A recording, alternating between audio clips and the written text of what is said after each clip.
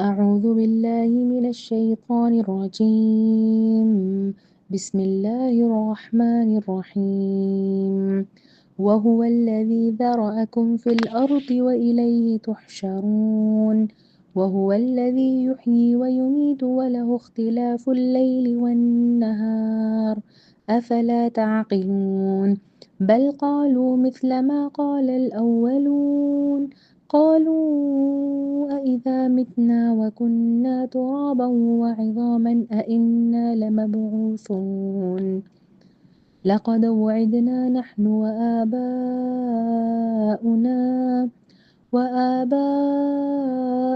هذا من قبل إن هذا إلا أساطير الأولين. صدق الله العظيم.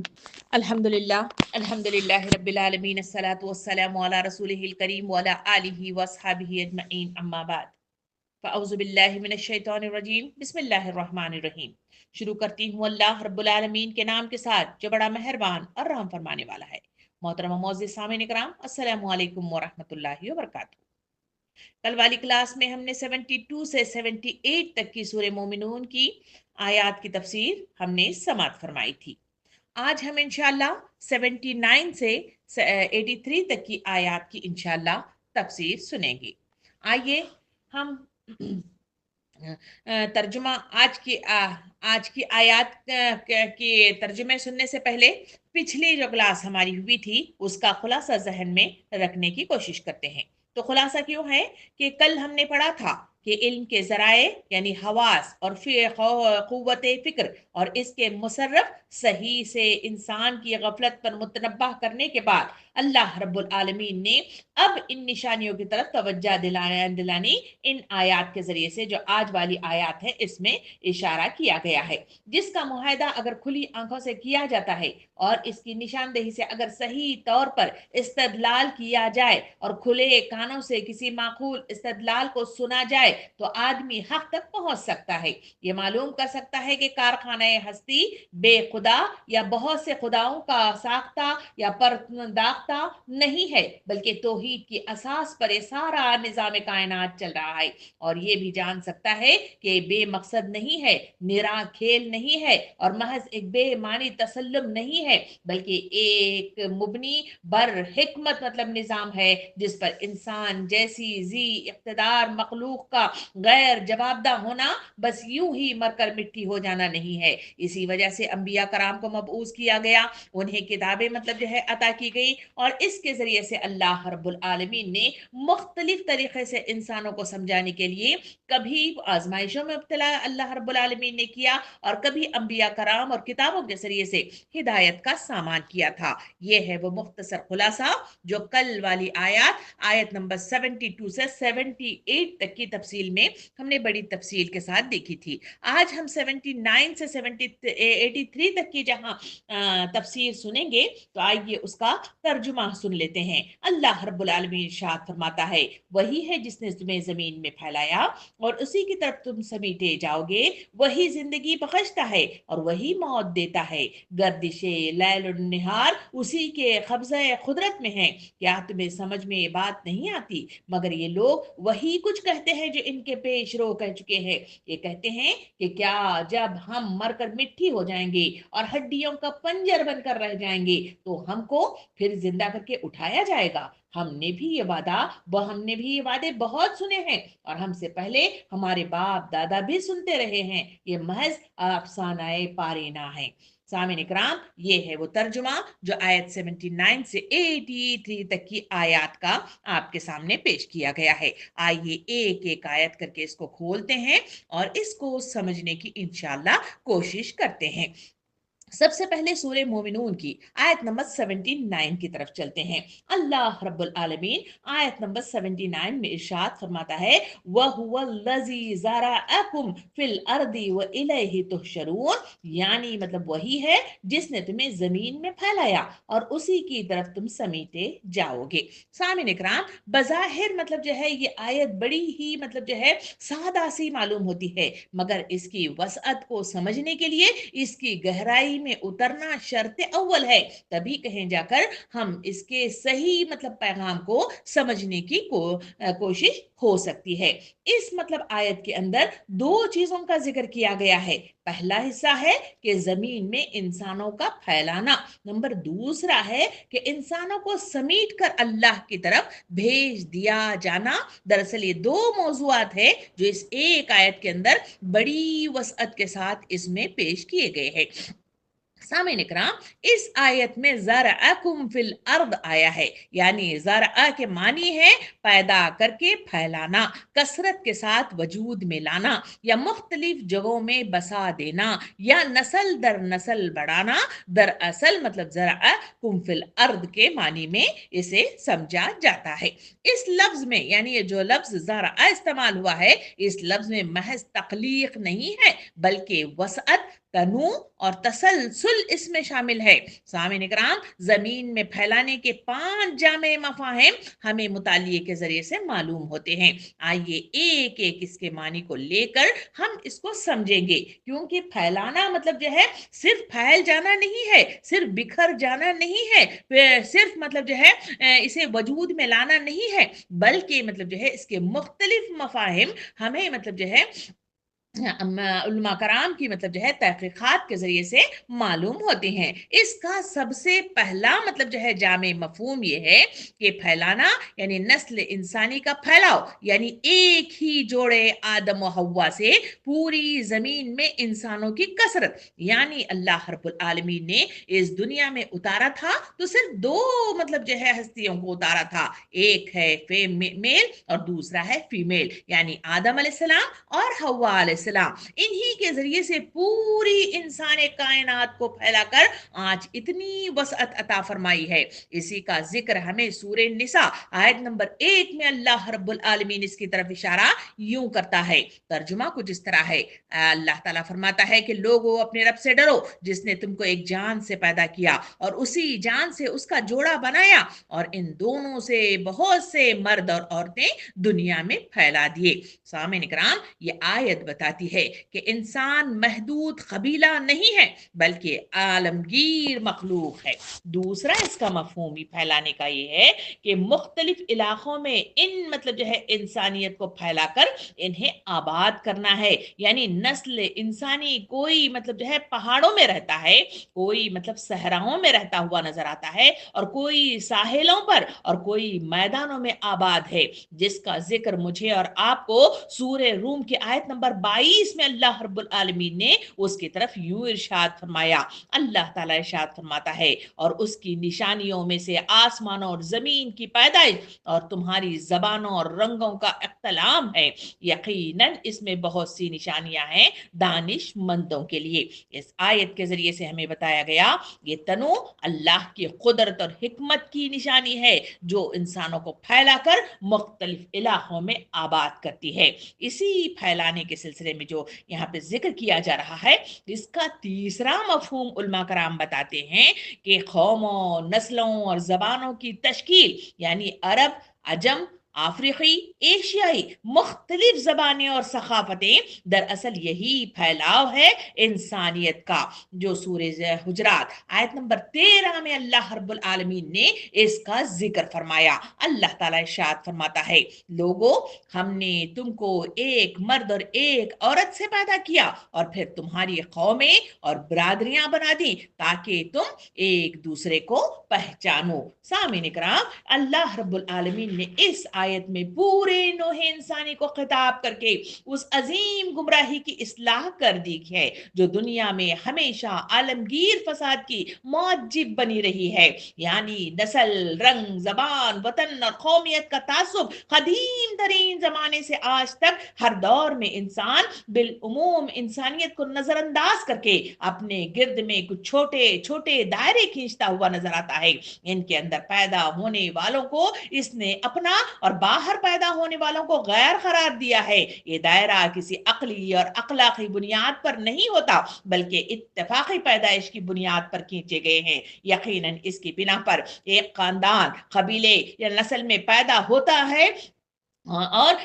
کہیں ایک مطلب جو ہے جغرافیائی خطے میں ایک خاص رنگ والی ایک خاص زبان بولنے والی قوم میں پیدا ہو جانا ہے، پھر انہی بنیادوں پر اپنے اور غیر کی جو تمیز قائم اس میں کی گئی ہے وہ صرف اس حد تک محدود نہیں رہی ہے جنہوں نے اس لحاظ سے اپنا قرار دیا گیا ہو کہ ان کے ساتھ غیروں کی بنسبت زیادہ محبت اور زیادہ تعاون ہو، بلکہ اس تمیز نے نفرت، عداوت، تحقیر، تذلیل اور ظلم ستم کی بدترین شکلیں اختیار کی ہیں۔ آج معاشرے میں ہم دیکھتے ہیں اسی کے لیے فلسفے گھڑے گئے ہیں، مذہب ایجاد کر دیے گئے ہیں، قوانین بنائے گئے ہیں، اخلاقی اصول وضع کیے گئے ہیں، قوموں اور سلطنتوں نے ان کو اپنے مستقل مسلک بنا کر صدیوں اس پر عمل درآمد کرنا شروع کر دیا ہے، اور یہودیوں نے اس بنا پر بنی اسرائیل کو خدا کی چیدہ مخلوق ٹھہرا دیا اور اپنی مذہبی احکامات تک میں غیر اسرائیلیوں کے حقوق اور مرتبے کو اسرائیلیوں سے فروتر رکھ دیا،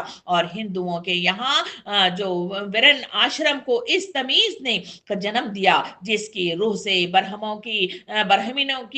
برتری قائم کی گئی ہے۔ اونچی ذات والوں کے مقابلے میں تمام انسان نیچ اور ناپاک ٹھہرائے گئے ہیں اور شودروں کو انتہائی ذلت کے گڑھے میں پھینک دیا گیا ہے۔ کالے اور گورے کی تمیز نے افریقہ اور امریکہ میں سیاہ فام لوگوں پر جو ظلم اٹھائے اس کو تاریخ کے صفحات میں تلاش کرنے کی ضرورت نہیں ہے۔ آج اس 20ویں صدی ہی میں ہر شخص اپنی آنکھوں سے انہیں دیکھ سکتا ہے۔ یوروپ کے لوگوں نے بر اعظم امریکہ میں گھس کر ریڈ انڈین نسل کے ساتھ جو سلوک کیا اور ایشیا اور افریقہ کے کمزور قوموں پر اپنا تسلط قائم کر کے جو برتاؤ ان کے ساتھ کیا، اس کی تہ میں بھی یہی تصور کار فرما رہا ہے کہ اپنے وطن اور اپنے قوم کے حدود سے باہر پیدا ہونے والوں کی جان، مال اور آبرو ان پر مباح ہے اور انہیں حق پہنچتا ہے کہ ان کو لوٹے، غلام بنائیں، ضرورت پڑے تو صفائے ہستی سے مٹا کر رکھ دے۔ سامعین کرام، مغربی اقوام کی قوم پرستی نے ایک قوم کو دوسری قوموں کے ساتھ جس طرح درندہ بنا کر رکھ دیا ہے، اس کی بدترین مثالیں زمانے قریب کی لڑائیوں میں دیکھی جا سکتی ہیں اور آج دیکھی جا رہی ہیں۔ خصوصیت کے ساتھ نازی جرمنی کا فلسفہ نسلیت اور ڈارک مطلب جو ہے نسل کی برتری کا تصور، یا پھر مطلب جو ہے فلسطین میں کیے جانے والی دھاندلیاں اس نگاہ میں رکھا جائے تو آدمی بآسانی یہ اندازہ کر سکتا ہے کہ وہ کتنی عظیم اور تباہ کن گمراہی ہے جس کی اصلاح کے لیے قرآن مجید کی یہ آیت نازل ہوئی ہے۔ سامعین کرام، اس مختصر سی آیت کے اندر اللہ رب العالمین نے تمام انسانوں کو مخاطب کر کے 3 اہم اصولی حقیقتیں بیان فرمائی ہیں۔ اس میں پہلا اصول یہ ہے کہ ایک ہی مرد اور ایک ہی عورت سے تمہاری پوری مطلب جو ہے نوح کو وجود میں لایا گیا ہے، اور آج تمہاری جتنی نسلیں بھی دنیا میں پائی جاتی ہیں وہ در حقیقت ایک ابتدائی نسل کی شاخیں ہیں جو ایک ماں اور ایک باپ سے شروع ہوتی ہیں۔ اس سلسلہ تخلیق میں کسی جگہ بھی اس تفرقے اور اونچ نیچ کے لیے کوئی بنیاد موجود نہیں ہے جس کے ذم بالکل باطل میں تم مبتلا ہو۔ ایک ہی خدا تمہارا خالق ہے، ایسا نہیں ہے کہ مختلف انسانوں کو مختلف خداؤں نے پیدا کیا ہو، ایک ہی مادہ تخلیق سے تم بنے ہوئے ہو، اور ایسے ہی نہیں ہے پھر انسان کسی پاک یا مطلب جو ہے بڑھیا مادے سے بنے ہوں اور کچھ دوسرے انسان کسی ناپاک یا گھٹیا مادے سے بن گئے ہوں، ایک ہی طریقے سے تم پیدا کیے گئے ہو۔ یہ بھی نہیں ہے کہ مختلف انسانوں کے طریقے پیدائش الگ الگ ہوں اور ایک ہی ماں باپ کی تم اولاد ہو۔ یہ بھی نہیں ہوا ہے کہ ابتدائی انسانی جوڑے بہت سے رہے ہوں جس سے دنیا کے مختلف خطوں کی آبادیاں الگ الگ پیدا ہو گئی ہوں۔ یہ تمام تفصیلات مطلب جو ہے بتاتے ہوئے دوسرا اصول قرآن مجید مجھے اور آپ کو یہ آیت کے ذریعے سے دیتا ہے، وہ یہ ہے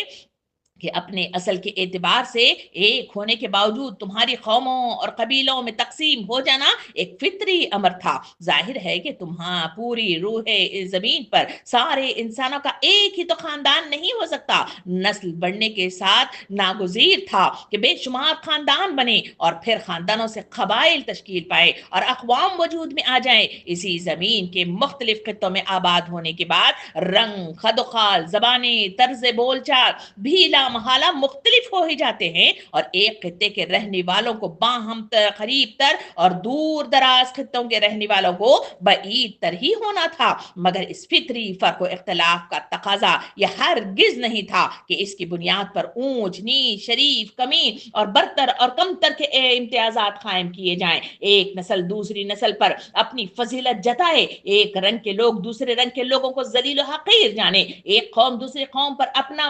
تفوت جمائے، اور انسانی حقوق میں ایک گروہ کو دوسرے گروہ پر ترجیح حاصل ہو۔ خالق نے جس وجہ سے انسانی گروہوں کو اقوام اور قبائل کی شکل میں مرتب کیا تھا وہ صرف یہ تھی کہ ان کے درمیان باہمی تعارف تعاون کی فطری صورت یہی تھی۔ اسی طریقے سے ایک خاندان، ایک برادری، ایک قبیلے اور ایک قوم کے لوگ مل کر مشترک معاشرت بنا سکتے تھے اور زندگی کے معاملات میں ایک دوسرے کے مددگار بن سکتے تھے، مگر یہ محض شیطانی جہالت تھی کہ جس چیز کو اللہ کی بنائی ہوئی فطرت نے تعارف کا ذریعہ بنایا تھا اسے تفکر اور تنافر کا ذریعہ بنا کر رکھ دیا، اور پھر نوبت ظلم اور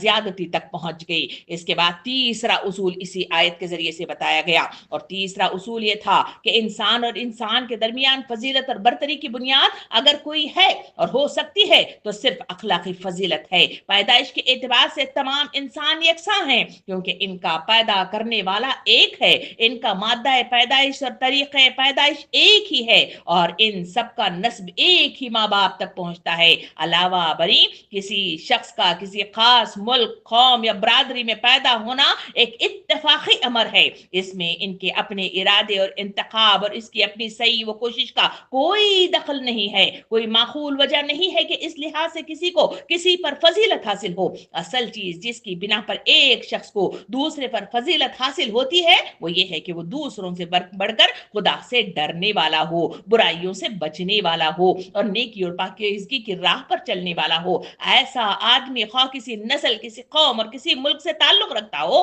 اپنی ذاتی خوبی کی بنا پر قابل قدر ہے، اور جس کا حال اس کے برعکس ہو وہ بہرحال ایک کم تر درجے کا انسان ہے، چاہے وہ کالا ہو یا گورا، مشرق میں پیدا ہوا ہو یا مغرب میں۔ سامعین کرام، یہی حقائق جو قرآن کی ایک مختصر آیت کے اندر بیان کیے گئے ہیں، رسول صلی اللہ علیہ وسلم نے اس کو اپنے مختلف خطبات اور ارشادات میں زیادہ کھول کر بیان فرمایا ہے۔ فتح مکہ کے موقع پر طواف کعبہ کے بعد آپ صلی اللہ علیہ وسلم نے جو تقریر فرمائی وہ یوں تھی کہ شکر ہے اس خدا کا جس نے تم سے جاہلیت کا عیب اور اس کا تکبر دور کر دیا۔ لوگو، تم انسان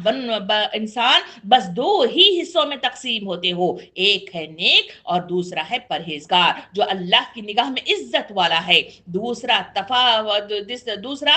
فاجر اور شقی جو اللہ کی نگاہ میں ذلیل ہے، ورنہ سارے انسان آدم کی اولاد ہیں اور اس نے آدم کو مٹی سے پیدا کیا ہے۔ حجۃ الوداع کے موقع پر بھی آپ صلی اللہ علیہ وسلم نے ایک تقریر کی، اس کا تقریر کا خلاصہ کچھ یوں ہے کہ آپ صلی اللہ علیہ وسلم نے ارشاد فرمایا کہ لوگوں خبردار رہو، تم سب کا خدا ایک ہی ہے، کسی عرب کو کسی اجمی پر، کسی اجمی کو کسی عرب پر، اور کسی گورے کو کسی کالے پر، اور کسی کالے کو کسی گورے پر کوئی فضیلت حاصل نہیں ہے، مگر تقوی کے اعتبار سے اللہ کے نزدیک تم میں سب سے زیادہ عزت والا وہ ہے جو سب سے زیادہ پرہیزگار ہو۔ بتاؤ میں نے تمہیں بات پہنچا دی؟ لوگوں نے عرض کیا ہاں یا رسول اللہ۔ اچھا تو جو موجود ہے وہ ان لوگوں تک یہ بات پہنچا دے جو موجود نہیں ہے۔ سامعین اکرام، اسی بات کو نبی کریم صلی اللہ علیہ وسلم نے ایک اور حدیث مبارکہ میں یوں ارشاد فرمایا، تم سب آدم کی اولاد ہو اور آدم مٹی سے پیدا کیے گئے ہیں، لوگ اپنے آبا و اجداد پر فخر کرنا چھوڑ دے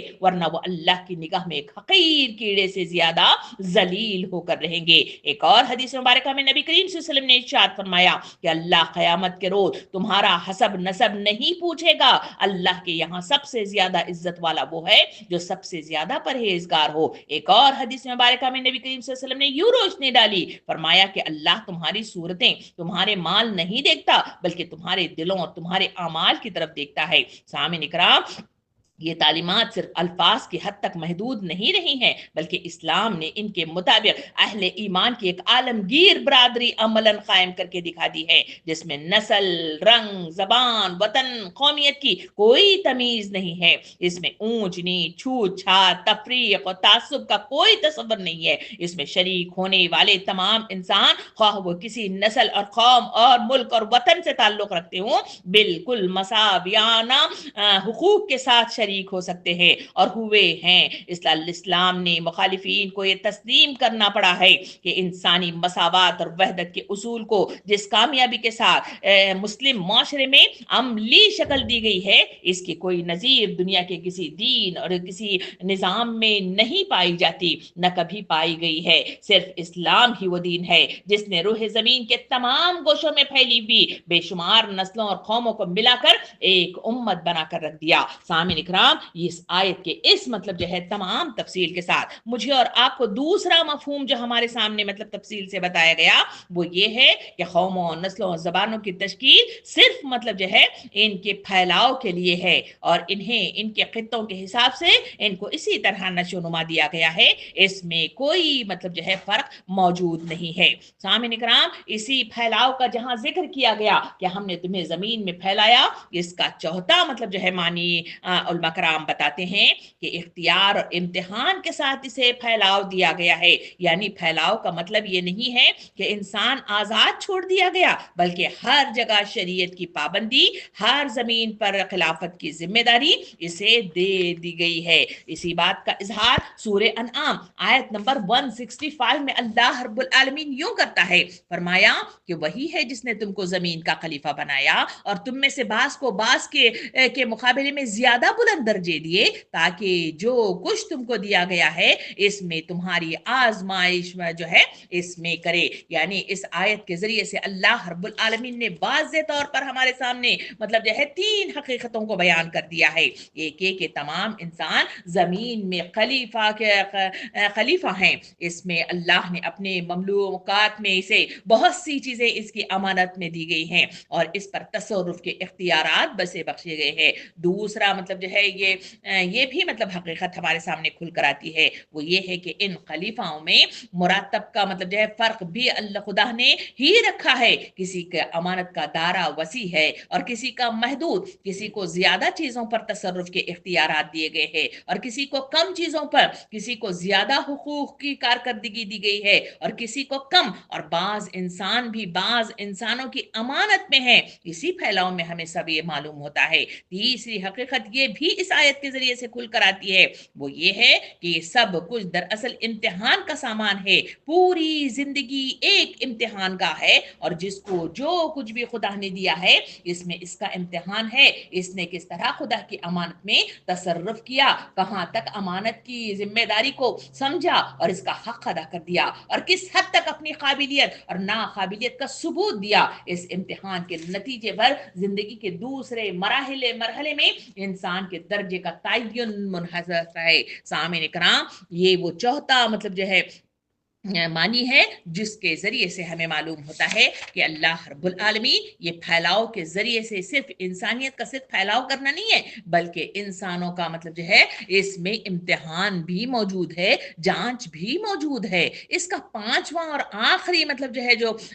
علماء کرام اس کے معنی بتاتے ہیں اس مطلب جو ہے ٹکڑے کا کہ ہم نے زمین میں تمہیں پھیلایا، پانچویں معنی بتائے گئے کہ زمین کے وسائل سے استفادے کا موقع دینا، یعنی کھیتی کرنے کا موقع انہیں صلاحیت بخشنا، تجارت کرنے کی صلاحیت ابھارنا، تعمیر اور علم و تہذیب کو فروغ دینا بھی اسی پھیلاؤ کی مد میں اللہ کی حکمت عملی ہی کے تحت اس دنیا میں ساری چیزیں وجود میں لائی گئی ہیں۔ اسی کا ذکر مجھے اور آپ کو سورہ ہود کی آیت نمبر 61 میں مطلب جو ہے یوں ملتا ہے۔ اللہ تعالیٰ فرماتا ہے وہی ہے جس نے تم کو زمین سے پیدا کیا اور یہاں تم کو بسایا۔ سامعین اکرام، یہ ہیں وہ 5 मानी जो जमीन में फैलाने की मद में आते हैं। इस आयत 79 की आखिरी हिस्से की तरफ चले। ये तमाम तफसीलात को जानने के बाद कि पहले जो हमारे सामने आई कि जमीन में फैलाया गया है, यानी मतलब जो है अल्लाह रब्बुल आलमीन ने तुम्हारे फैलाने का जो जो सामान भी किया है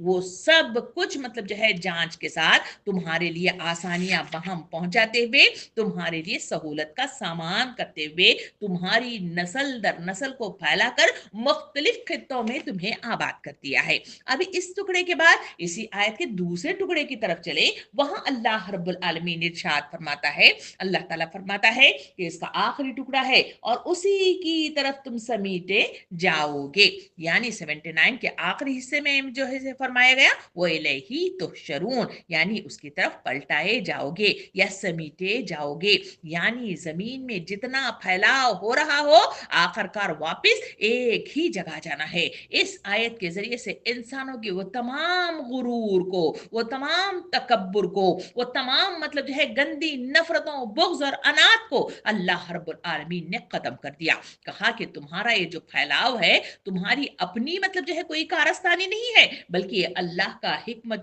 अमली कुदरती तौर पर काम कर रहा है, जिसके तहत ये सारा मतलब जो है काम अंजाम पा रहा है। दूसरा इसमें मतलब जो है दूसरे हिस्से में फरमाया गया वो इलैही तुहशरून, यानी तुम पलट कर तुम जितने भी फैल जाओ, जितने भी तरक्कियात करो, जितना भी इस दुनिया के अंदर मतलब जो है अपना मतलब उरूज हासिल करो, तुम पलट कर अल्लाह रब्बुल आलमीन ही की तरफ तुम्हें समीट कर मतलब जो है तुम्हें पलट कर वापस आना है। सामीन इकराम, हसन बसरी रहमतुल्लाह अलैह फरमाते हैं कि जिसने आगाज को पहचान लिया वो अंजाम से गाफिल नहीं रहता। ये आयत का जो टुकड़ा है यानी है वो इलैही तुहशरून, यानी उसी की तरफ तुम समीटे जाओगे, ये आयत का टुकड़ा दरअसल पूरी आयत का मरकजी और फैसला कुन पैगाम है। तो शरून के मानी है सबको इकट्ठा करना, बिखरी हुई चीजों को एक जगह जमा करना या ताकत के साथ इसको वापस लौटाना, ये दरअसल इसके मानी तो शरून में आता है।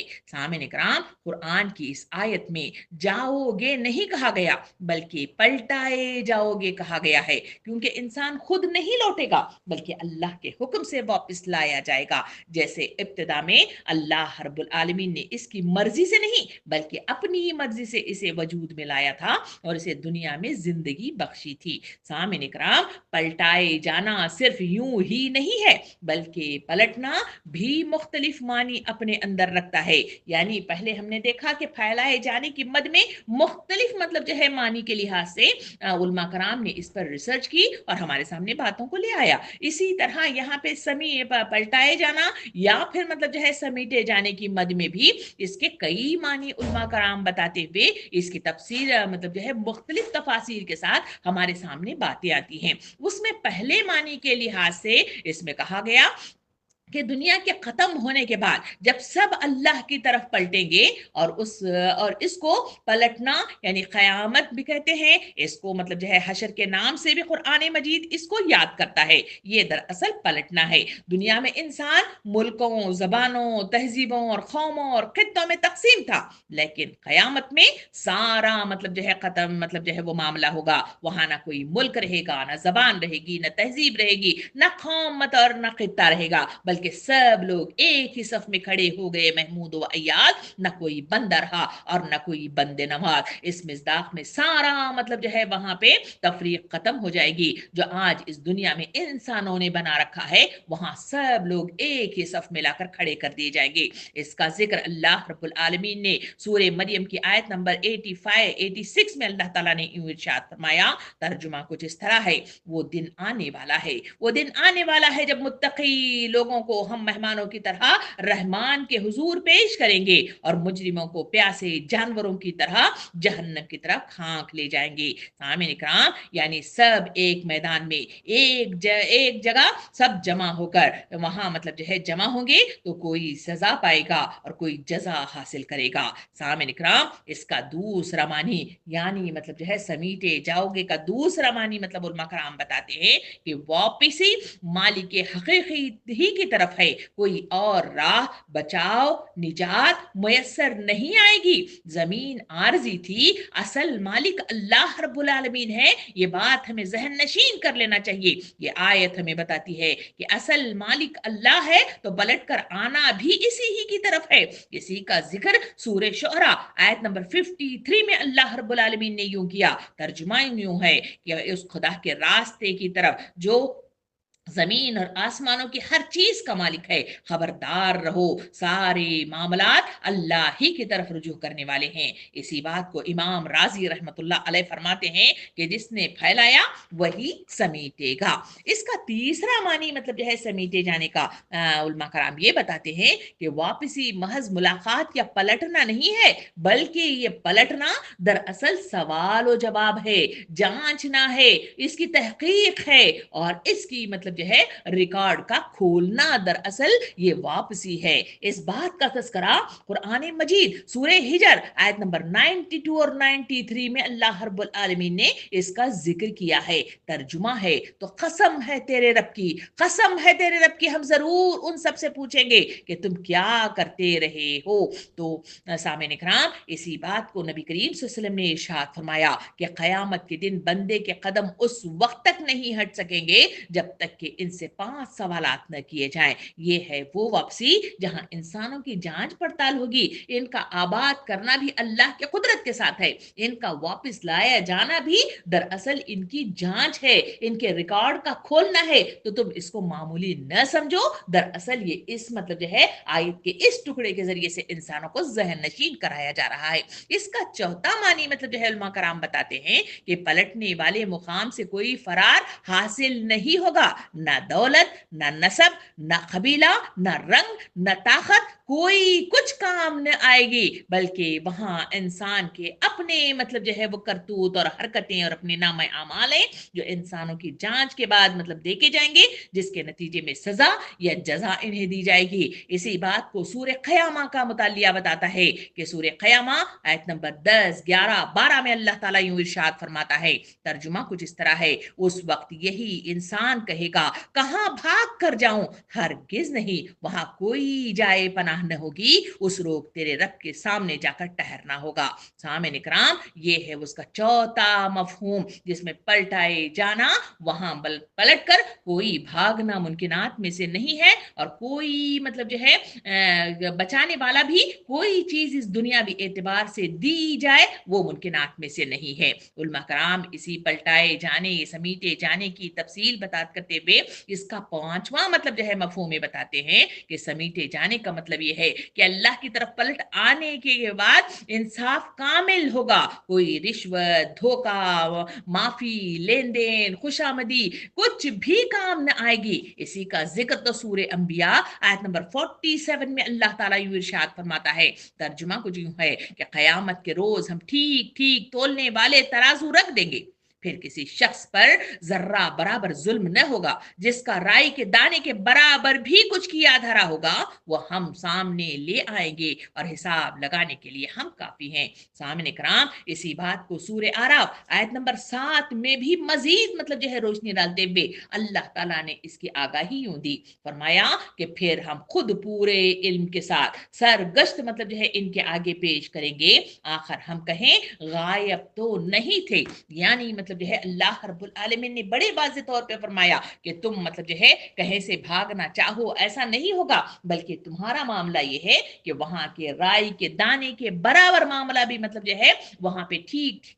ठीक ठीक इंसाफ के साथ मतलब जो है इसे खोला जाएगा। सामईन इकराम, इस आयत का मतलब जो है सूरह आराफ की ये है कि उस रोज खुदा के मीजान अदालत में वजन और हक दोनों एक दूसरे के हम मानी होंगे। हक के सिवा कोई चीज वहां वजनी न होगी, और वो वजन के सिवा कोई चीज हक न होगी। जिसके साथ जितना हक होगा इतना ही वो बावजन होगा, और फैसला जो कुछ भी होगा वजन के लिहाज से होगा, किसी दूसरी चीज का जर्रा बराबर लिहाज न किया जाएगा। बातिल की पूरी जिंदगी ख्वाह दुनिया में कितनी ही तवील और अरीज रही हो और कितने ही बज़ाहिर शानदार कारनामे इसकी पुश्त पर हों, इस तराजू में सरासर बेवजन करार पाएंगे। बातिल परस्त जब उस मीजान में तोले जाएंगे तो अपनी आंखों से देख लेंगे कि दुनिया में जो कुछ वो मुद्दत उमर करते रहे वो सब एक मतलब जो है परका के बराबर भी वजन नहीं रखता। यही बात मतलब जो है अल्लाह रब्बुल आलमीन ने वाज़ेह तौर पर सूरह कहफ की 13 से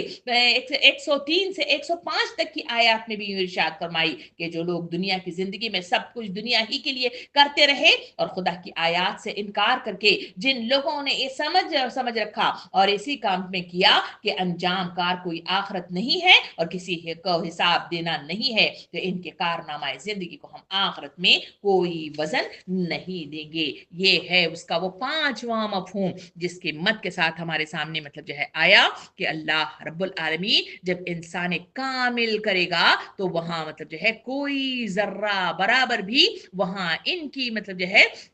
बात नहीं सुनी जाएगी। सामिन इकराम यहाँ मतलब जो है आगे चले तो वहां मतलब जो है मुझे और आपको इसका छठा मफहूम मतलब जो है उलमा कराम के जरिए से हमें पता चलता है वो ये है कि जब हम वापस पलटाए जाएंगे तो हमारी नीयतें, इरादे, पोशीदा राज सब मतलब जो है हकाइक का ज़हूर हो जाएगा। इसी बात का जिक्र मतलब जो है हमें सूरह तारिक आयत नंबर 9 और 10 में अल्लाह रब्बुल आलमीन यूं इरशाद फरमाता है,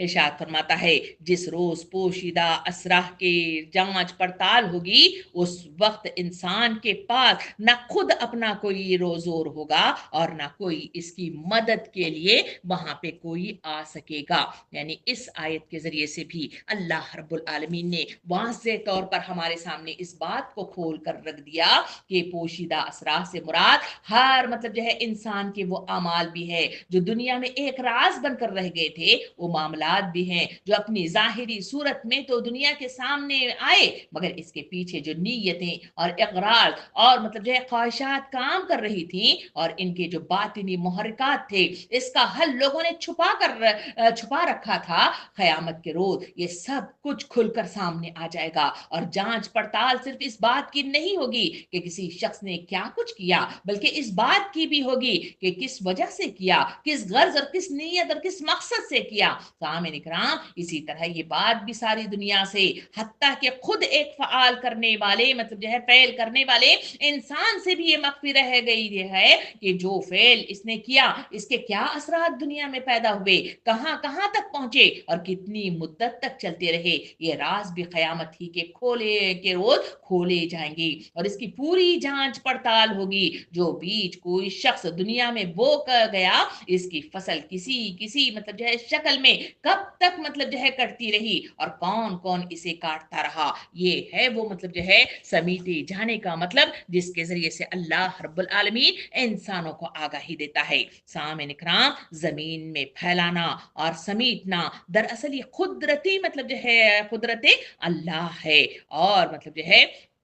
हाँ इंसान बेबस बेबस है। ये मतलब जो है आयत हमें बताती है कि लोगों का तुम्हारा अपना नस्ब, कबीला, रंग, जगह, तहजीब पर मतलब जो है अकड़ना बेमानी है। तुम्हारा सबको समेट कर मतलब जो है जाना लाजमी है और सवाल और जांच के जरिए से पकड़ा जाएगा। तो फिर तुम्हारा अतराना कैसा, इनहराफ करना कैसा, मुंह मोड़ना तुम्हारा ला यानी है। इसीलिए अपने हवास और कुव्वते फिक्र के जरिए अपने मकसद अजीम की तकमील करो वरना सिवाय पछतावे के कुछ हाथ न आएगा। ये है आयत नंबर 79 की वो तफसीर जो हमें इस मतलब जो है आयत के जरिए से बताएगी। वही है जिसने तुम्हें जमीन में फैलाया और उसी की तरफ तुम समेटे जाओगे। यानी दुनिया के अंदर जितने मतलब जो है जो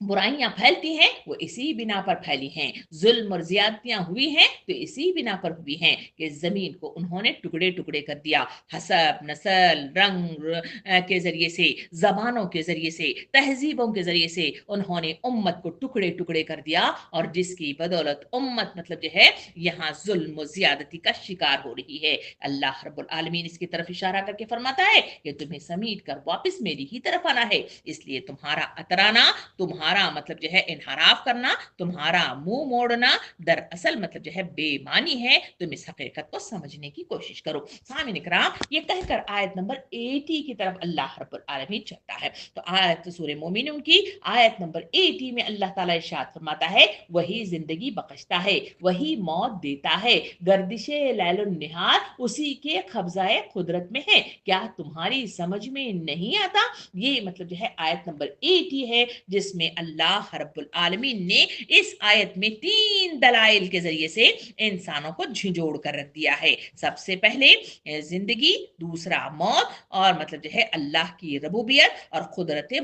मुतल्लका को इसमें बयान करके हमारे सामने पेश कर दिया है। सामीन इकराम, इस आयत के जरिए से यहाँ तौहीद और हयात बाद मौत और दोनों पर एक साथ इस्तदलाल किया जा रहा है। और इसके बाद लगातार जितनी मतलब जो है आयतें आगे चल रही हैं, वहां मतलब जो है अल्लाह रब्बुल आलमीन ने मुख्तलिफ निशानियों को बतलाकर शिर्क के इब्ताल और मतलब जो है इनकार आखिरत के इब्ताल दोनों पर दलाइल पेश करते हुए इंसानों को झिझोड़ने की कोशिश की है। सामीन इकराम, यहाँ मतलब जो है इस आयत को समझने के लिए जहां मतलब जो है पहले दलाइल दिए गए, जिंदगी, मौत और रात और दिन का वजूद में आना, ये मतलब जो है दो मतलब जो है दलाइल हैं जो ये हमारे सामने पेश किए गए हैं। इसी का जिक्र सूरह जुमर आयत नंबर 42 में अल्लाह रब्बुल आलमीन ने पहली मतलब जो है जिंदगी और मौत की तरफ इशारा करते हुए ये इरशाद फरमाया। अल्लाह ताला फरमाता है, वो अल्लाह ही है जो मौत के बाद रूहें कब्ज करता है, और जो अभी नहीं मरा है उसकी रूह नींद में कब्ज कर लेता है, फिर जिस पर वो मौत का फैसला नाफिज करता है इसे रोक लेता है और दूसरों की रूहें एक साथ मुकर्रर के लिए वापस मतलब जो है भेज देता है। इसी में बड़ी निशानियां हैं उन लोगों के लिए जो गौर फिक्र करने वाले हैं। यानी मतलब जो है इस मतलब जो है आयत के जरिए से अल्लाह रब्बुल आलमीन ने वाज़ेह तौर पर हमारे सामने बात को खोल कर रख दिया कि दर हकीकत इंसानों की जिंदगी मौत मतलब जो है दरअसल अल्लाह के हाथ में है और कब्जा कुदरत में है, और इससे मतलब जो है तुम मतलब जो है कुछ भी रोक नहीं सकती। सामीन इकराम, इस आयत के इरशाद से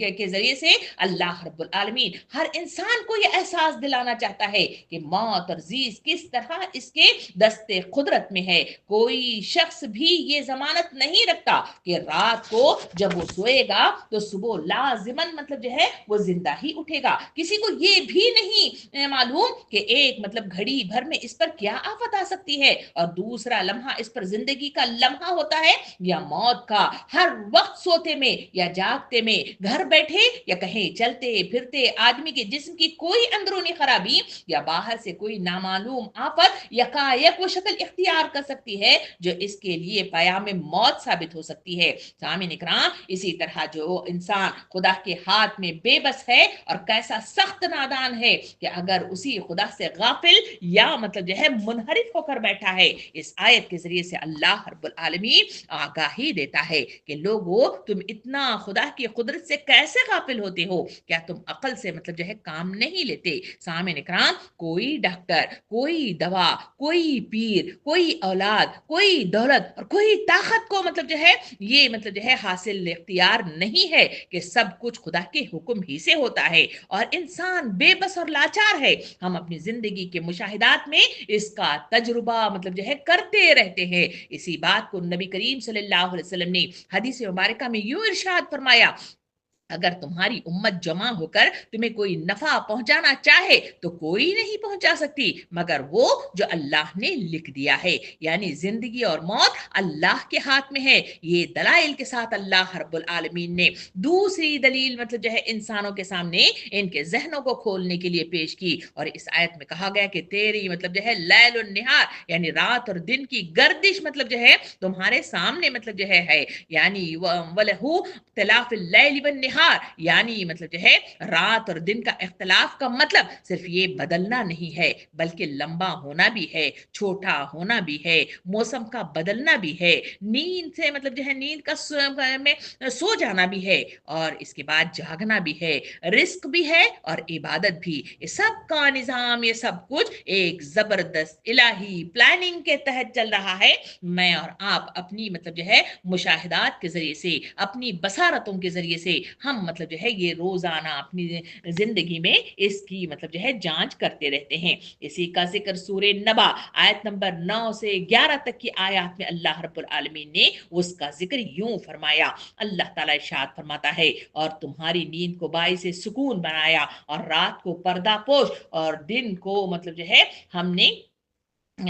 हमने सुकून का वक्त बना दिया है। यानी मतलब जो है अल्लाह रब्बुल आलमीन ने वाज़ेह तौर पे फरमाया कि हमने ये जो लैलुन नहार की मतलब जो है तरतीब दी है, ये सिर्फ यूं ही नहीं है, बल्कि हमने इसे मतलब जो है तरतीब के साथ इंसानों की फलाही के मतलब जो है सामान के साथ इसको मतलब जो है मंजर आम पर ले आया है। इंसान को दुनिया में काम करने के काबिल बनाने के लिए अल्लाह ताला ने जिस हिकमत के साथ इसकी फितरत में नींद का एक ऐसा दायरा रख दिया है जो हर चंद घंटों की मेहनत के बाद इसे चंद घंटे सोने पर मजबूर कर देता है, और रात को इस गर्ज के लिए तारीख बना दिया कि इसमें हम रोशनी से महफूज रहकर ज्यादा आसानी के साथ नींद का सुकून हासिल कर सकें, और दिन को इस मकसद से रोशन बना दिया कि इसमें हम तमाम ज्यादा सहूलत के साथ अपनी माश के लिए तको दो कर सकें। जमीन पर बाकायदगी के साथ मुसलसिल रात और दिन का उलट फेर करते रहने के बेशुमार फवाइद में से सिर्फ इस एक फायदे की तरफ इशारा ये बताने के लिए किया गया कि ये सब कुछ बेमकसद या इत्तफाकन नहीं हो रहा है, सुन जान लो, बल्कि इसके पीछे एक बड़ी हिकमतकार फरमा है। इसका बराह रास्त तुम्हारे अपने मफाद से गहरा ताल्लुक है। तुम्हारे वजूद की साख अपने सुकून और राहत के लिए जिस तारीख की तलब हम तारीकी की तालिब थी, वो रात को अपने और अपनी मईशत के लिए जिस रोशनी की तालिब थी, वो दिन को मुहैया की गई। तुम्हारी जरूरियात के ऐन मुताबिक ये निजाम खुद इस बात की शहादत दे रहा है कि किसी हकीम की हिकमत के बगैर नहीं चल रहा। जरा अपने दिलों पर हाथ रखकर इन आयात को मतलब जो है समझने के लिए अपने दिल से पूछें कि क्या यही हकीकतें नहीं है कि अल्लाह रब्बुल आलमीन ने रात और दिन और फिर मतलब जो है हमारे सामने जिंदगी और मौत का तस्करा किया गया। क्या इस पर कोई इंसान कादिर है, कोई डॉक्टर, कोई दवा, कोई पीर, कोई औलाद, कोई दौलत, कोई ताकत मतलब जो है कोई ऐसी है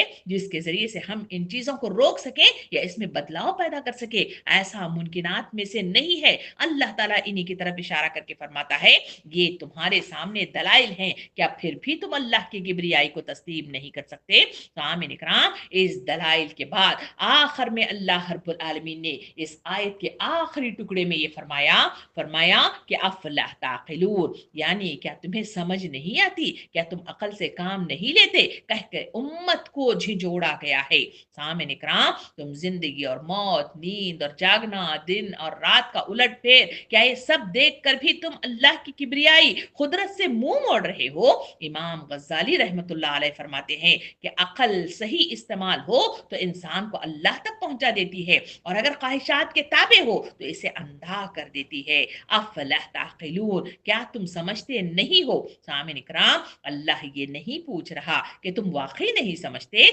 बल्कि इस आयत के जरिए से फरमा रहा है तुम अपनी खुली आंखों से सब कुछ देख रहे हो, फिर भी क्यों नहीं समझते? जिंदगी का मिलना, मौत का मौके हो जाना, दिन का निकलना और रात का छा जाना, ये देख कर फिर भी तुम शक में पड़े हो। जब से मतलब जो है दुनिया बनी है तब से लेकर हर दौर के अंदर ये आयत करीमा हर मतलब जो है इंसानियत को पूछती है, और हर दौर के अंदर हमने देखा कि लोगों की आंखों पर पर्दा पड़ गया है। ये सब कुछ देखने के बावजूद भी इनकारी मतलब जो है वजूद में आते हैं, इनहराफ दुनिया में वजूद में आता है, और लोग अल्लाह से मतलब जो है दूर होते हुए, इसके खिलाफ खड़े होते हुए मुझे और आपको नजर आते हैं। सामने इकराम, ये तो मतलब जो है समझना चाहिए कि आखिर इसमें किसका खेल है, हमारे अंदर क्या चीज मतलब जो है जिसकी बिना पर आज मतलब जो है दुनिया के हर हिस्से में, हर दौर के अंदर, हर खित्ते में यही अमल मतलब जो है रोजाना मतलब जो है रिपीट होता रहता है। ये सामने इकराम, ये तो अकल का समझना नहीं है, बल्कि दरअसल ये एक इंसानों की जिद है जिसकी बिना पर ऐसे मतलब जो है हालात या ऐसा इनहराफ दुनिया में वजूद में आता है। ये जुमला खास तौर पर उन लोगों के लिए है जो मौजज़ात देखते हैं, जिंदगी और मौत का मुशाहिदा करते हैं, फिर भी इनकारी हैं। सामने इकराम, हजरत अली रज़ी अल्लाह अन्हु फरमाते हैं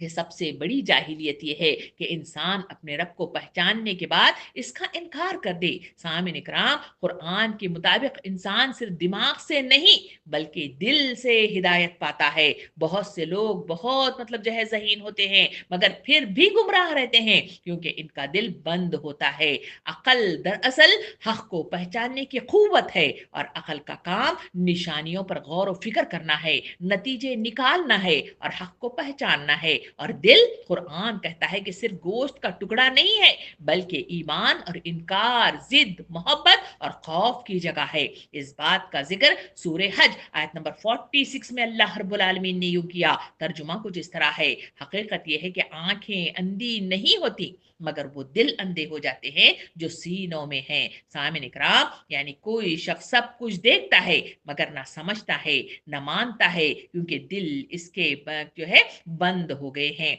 यानी कोई जाहिल भी अल्लाह को पहचान लेता है और कोई साइंसदान भी इनकार करता है। तारीख के सफ़ात गवाह हैं कि फिरऔन ने मतलब जो है अपनी आंखों के साथ ये सब कुछ जान लिया कि मूसा अलैहिस्सलाम हक पर हैं, अल्लाह की किबरियाई हक है। उस पर आने वाले 7 अज़ाबात को उसने देख लिया और इसको मूसा अलैहिस्सलाम के जरिए से रफा करने की कोशिश की मगर इसके बावजूद भी वो मतलब जो है इनकारी रहा। इसकी वजह यह है कि उसका दिल बंद था, उसमें जिद, अकड़ और अनायत भरी हुई थी। इस वजह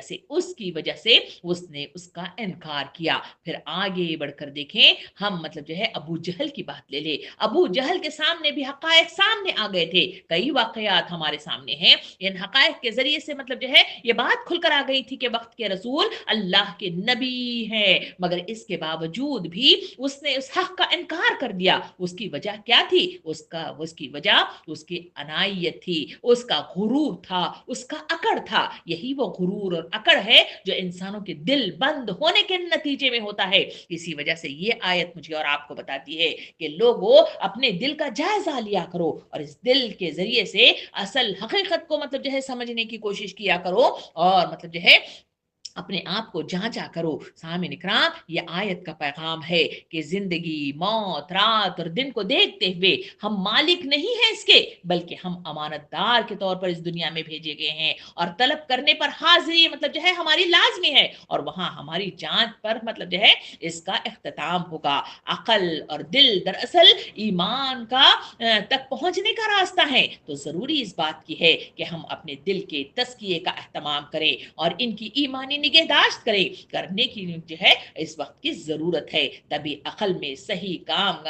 अकल भी सही काम करने की ताकत मतलब जो है इसमें पैदा हो सकती है वरना हमारा अंजाम भी हमें मतलब जो है सजा से हमकिनार करेगा। ये तमाम मतलब जो है पैगाम देने के बाद अल्लाह ताला आयत नंबर मतलब जो है 81 से लेकर 83 तक की आयत में फरमाता है, फरमाया कि मगर ये लोग वही कुछ कहते हैं जो इनके पेश रो कह चुके हैं। ये कहते हैं कि क्या हम मतलब जो है मरकर मिट्टी हो जाएंगे और हड्डियों का पंजर बनकर रह जाएंगे तो हमको फिर जिंदा करके उठाया जाएगा। हमने भी ये वादे बहुत सुने हैं और हमसे पहले भी हमारे बाप दादा सुनते रहे हैं। ये महज अफसाने पारिना है। सामिन इकराम, जब दिल बंद हो जाते हैं, जब इंसानों के दिलों में गुरूर, तकब्बुर, अनायत जन्म लेती है और जिद मतलब जो है अपने मतलब जो है जड़ें मजबूत कर लेती है तो इस तरह के हालात पेश आते हैं। अल्लाह ताला उससे फरमा रहा है कि उन्होंने मतलब जो है तमाम बातें कहने के बाद उनका हाल ये था कि वो कहने लगे कि जब मरकर मिट्टी हो जाएंगे तो क्या मिट्टी बनी हुए जिस्म को दोबारा मतलब जो है जिंदा कर दिया जाएगा। ये वादे तो हमसे पहले भी मतलब जो है हमारे बाप दादा के साथ किए गए और हमारे बाप दादा भी इस बात को सुनते रहे और उन्होंने अपना अंजाम मतलब जो है कर लिया और हम भी ये बातें सुन रहे हैं। ये सब चीजें मतलब जो है अफसानाए पारीना है। ये कहकर उन्होंने इससे जान छुड़ाने की कोशिश की। सामिन इकराम, आज की आयत मुझे और आपको बताती हैं कि लोगों तुम्हारा जमीन में जो फैलना है दरअसल अल्लाह ही के मतलब जो है इज्जत से हो रहा है। तुम्हें जितनी भी मतलब जो है वसत, चाहे तुम्हारी सलाहियतों में, तुम्हारे रंग, तुम्हारे तहजीब, तुम्हारी मतलब जो है खत्ते में की जा रही है, वो सब कुछ अल्लाह के अपने मतलब जो है